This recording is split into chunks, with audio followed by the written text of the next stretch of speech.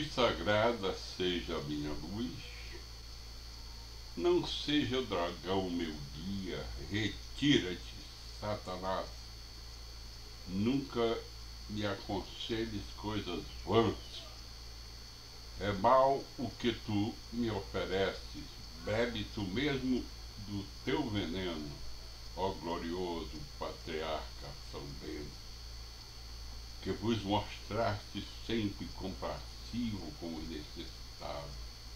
Fazei que também nós, recorrendo à vossa poderosa intercessão, obtenhamos auxílio em todas as nossas aflições,